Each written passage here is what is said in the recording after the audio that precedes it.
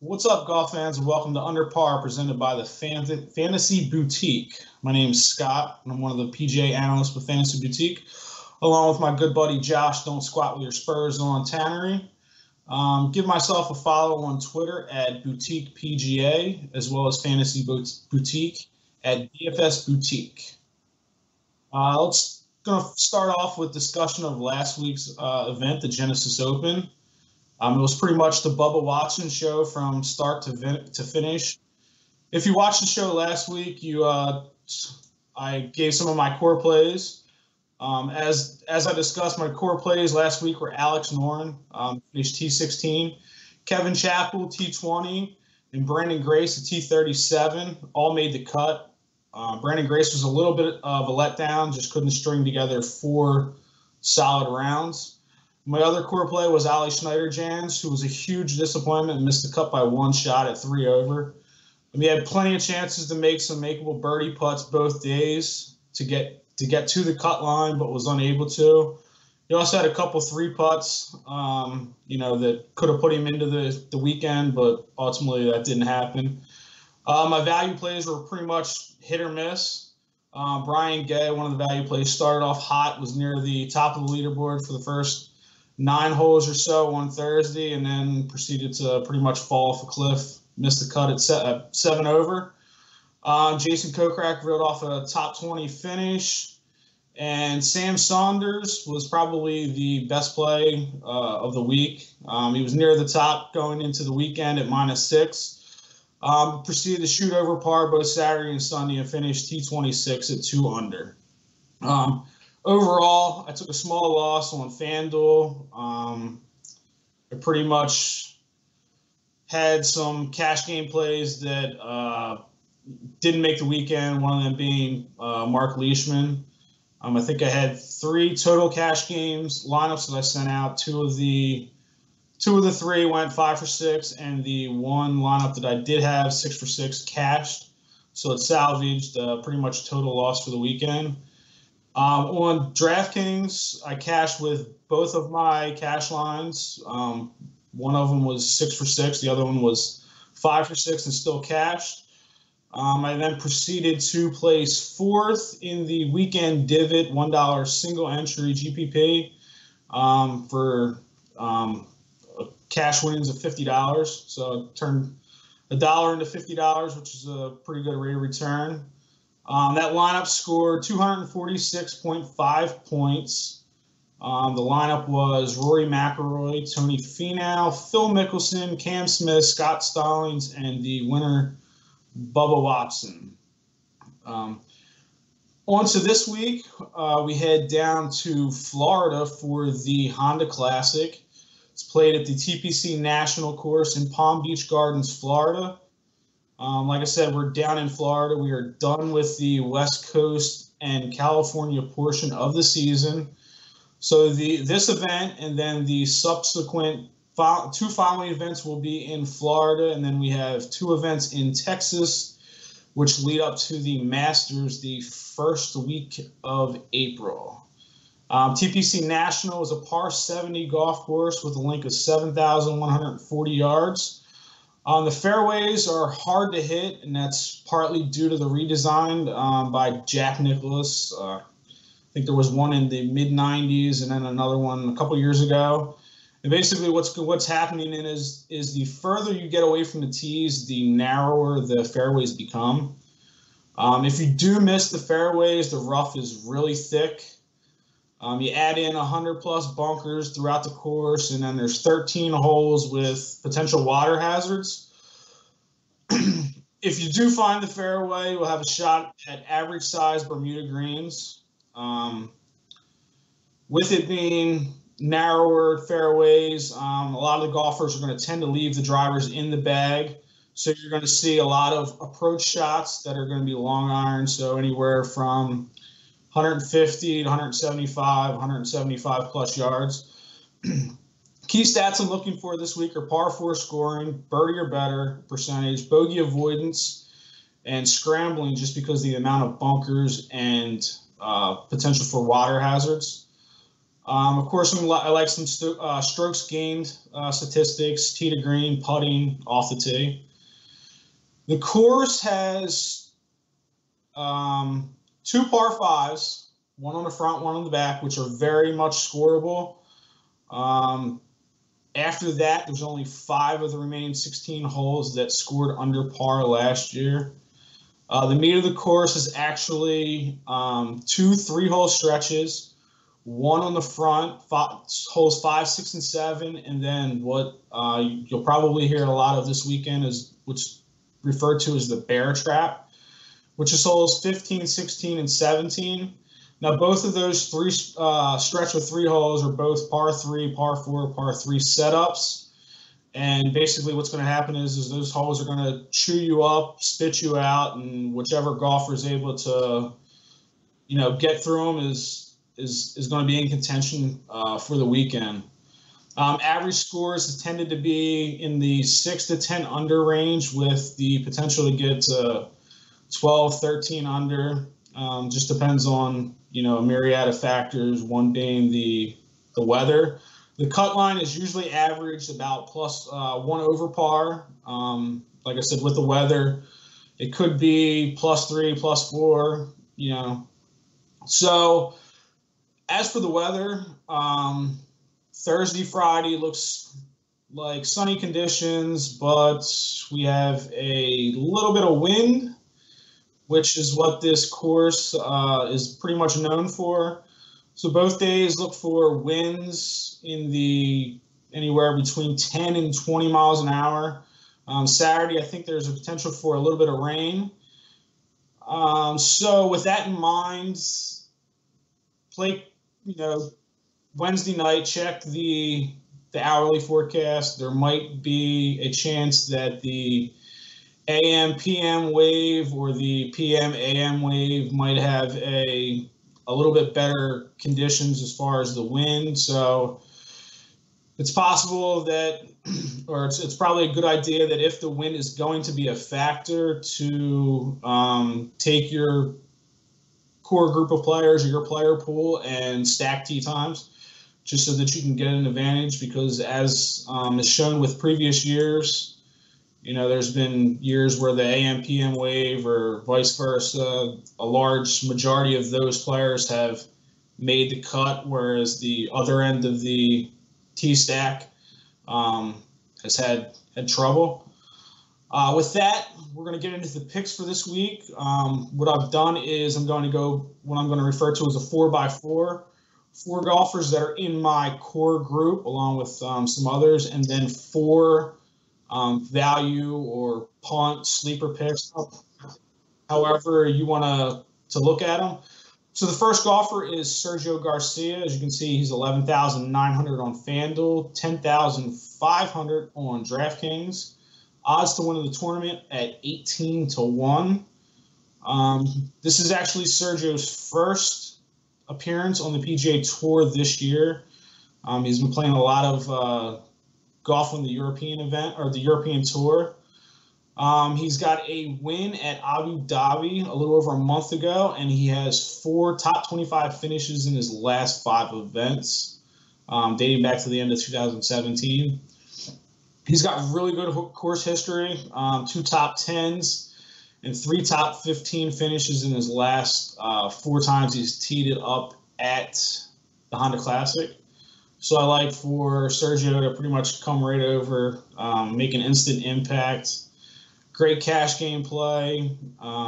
Speaking of cash, he's probably got to line his pockets with a little bit more cash since he's got a baby due in the not so distant future.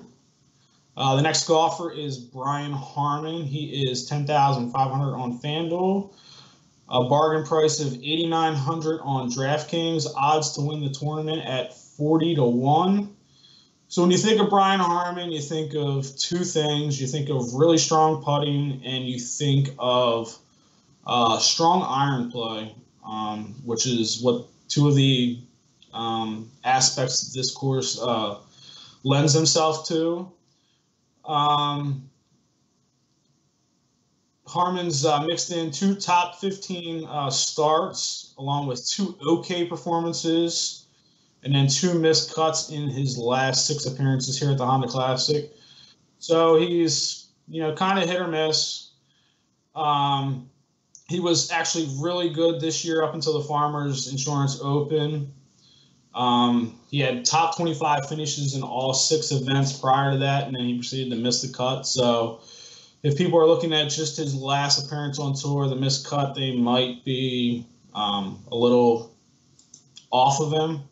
Stats to look at for Brian Harman, and these stats are all relative to the field, what was found on PGA's website. Scrambling proximity, he's first in the field. He's second in good drive percentage. He's second in par 4 scoring, 4th in greens and regulation percentage, and then he is 5th in strokes gained putting, scrambling, and par 4 birdie or better, and then 6th in bogey avoidance. The next golfer is Russell Knox. He's 9,400 on FanDuel, 9,000 on DraftKings. Odds to win the tournament at 50-1. Now, Knox has had finishes of T26, a T3, and a T2 from 2014 to 2016 here. But he missed the cut in 2017. He's been pretty consistent in the 2018 season. He's made 8 of 9 cuts with 4 top 30 finishes. With 4 top 30 finishes in 4 of his last 5 events. Some stats for Russell Knox: 5th in good drive percentage, 6th in greens and regulation. He's 11th in scrambling proximity, 12th in bogey avoidance, 12th in par 4 scoring, and he is 13th in strokes gained tee to green. The last golfer in my core group is Ryan Palmer. He's 9,300 on FanDuel, 7,300 on DraftKings. Odds to win the tournament at 80-1. You can almost look at Palmer as like a course horse here at TPC National. Since 2007, he's made 7 of 9 cuts, including 6 in a row. He's got 1 top 10 finish and a 2nd place finish in 2014. He's got 4 top 30 finishes here. So far in the 2018 season, he's made 3 of 4 cuts, with that missed cut coming in his last event at the Waste Management in Phoenix. He's got a 2nd place finish at a really tough Farmers Insurance Open, where he was in the playoff with Jason Day and Alex Noren. And he has a 20th place finish at the Career Builder. Stats for Palmer: he has 2nd strokes gained tee to green, 11th in scrambling, 17th in bogey avoidance, 23rd in good drive percentage, and 25th strokes gained approach. Now on to some of the value plays, guys to use as tertiary plays to build with your core to come up with a unique lineup. Some of these guys, or most of these guys, will probably be definitely under 10% ownership, probably a lot of them under 5% ownership. The first guy is Chris Kirk. He's 8,800 on FanDuel, 7,200 on DraftKings. Odds to win the tournament at 100-1. From 2011 to 2015, he has a streak of 4 made cuts at the Honda Classic, with the best finish of 12th. He's missed the cut the last 2 appearances here at 2015, 2016. His current form is a little spotty. Missed cuts at Pebble Beach, missed cut at Career Builder. But he has top 15 finishes at the Waste Management and Sony Open, which just happens to be a comp course, the Sony Open at Wailea in Hawaii. When you look at the past winners since 2007, there's a group that have finished both 1st and 2nd at that course and 1st or 2nd here at the Honda Classic. Some of those guys: Adam Scott, Ryan Palmer, Luke Donald, Russell Henley, and I believe Chris Kirk is one of those guys. Stats for Kirk: he's 10th in strokes gained approach, 10th in scrambling, 11th in strokes gained tee to green, 19th in bogey avoidance, and 21st in strokes gained ball striking, which is a combination of strokes gained off the tee and strokes gained approach. The next golfer is Vaughn Taylor. He's 8,300 on DraftKings, 7,300 on FanDuel. Odds to win the tournament, 160 to 1. Taylor's been pretty steady so far in the 2018 season, making 7 of 10 cuts with 4 top 25 finishes. He goes along pretty quietly each week, so he's a guy that really doesn't pop when you look at your models or your stats. He missed the cut last year, but it's a top 25 finish in 2013. He's on a little bit of a run with top 20 finishes, with a top 20 finish last week at the Genesis, and 11th place finish at the Waste Management. Some stats for Vaughn Taylor: he's 6th in good drive percentage, 15th in scrambling, and 23rd in the field in average proximity. The next golfer is Billy Horschel. He's 8,400 on DraftKings, 7,100 on FanDuel. Odds to win a tournament at 110 to 1. I'm still trying to gauge some interest in Horschel. Whether he's being talked about. Hear some guys here and there that mention his name. He has really good course history or course form here. He's got top 10 finishes the last 2 years. On the other hand, he's missed the cut in the last 2 events that he's teed up, the Genesis and Pebble Beach. He made the cut, the Waste Management, and the Farmer, but didn't really do much once he got to the weekend. One thing to consider for Horschel, he's a Florida guy. Born in Florida, went to college at the University of Florida, still lives in Florida, and he's been pretty vocal about how he loves to come home to Florida, play on the Bermuda greens. So I'm expecting a good showing back in the home state. Stats for Billy Horschel: 8th in good drive percentage, 9th in greens and regulation. He's 25th in strokes gained ball striking.